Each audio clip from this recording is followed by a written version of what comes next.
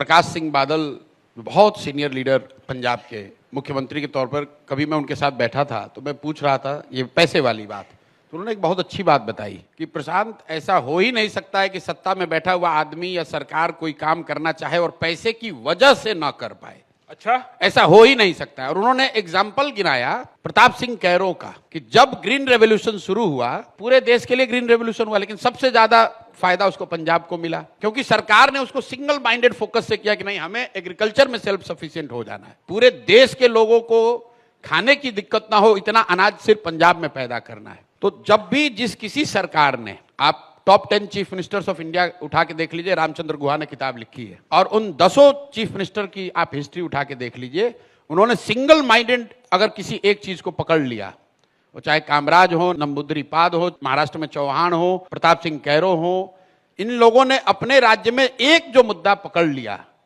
उसको हर हालत में उन्होंने करके दिखाया है। तो बिल्कुल बिहार में मेरा अपना मानना है कि बिहार को अगर अपना गौरवशाली इतिहास वापस हासिल करना है तो हम लोग मैन्युफैक्चरिंग के हब नहीं हो सकते हैं।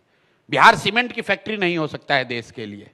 हम लोग को अपना चुनना है कि देश में हमारी सबसे बड़ी स्ट्रेटेजिक हमारा एडवांटेज क्या है। हम लोग ज्ञान की भूमि थे और पुनः इस धरती को ज्ञान का भूमि ही बनना है। अब लोगों को समझ में नहीं आता कि भाई ये कैसे होगा। अरे भाई, अगर लोग इंजीनियरिंग करने के लिए पूरे देश से कर्नाटक जा सकते हैं, अगर आप उतने अच्छे इंजीनियरिंग कॉलेज बिहार में बनाएंगे तो पूरे देश के लोग यहां पढ़ने आएंगे। बिल्कुल बिल्कुल। तो मेरा पूरा फोकस सिर्फ और सिर्फ शिक्षा और उसके इर्द गिर्द है। अगर बिहार से 5 लाख लड़कियां, 5 लाख बच्चियां नर्सिंग की ट्रेनिंग ले लें तो पूरे देश में आज जो आप केरला की नर्सेज देख रहे हैं वो बिहार की नर्सेज देखेंगे। उसके लिए हमको यहां सीमेंट की फैक्ट्री खोलने की जरूरत नहीं है।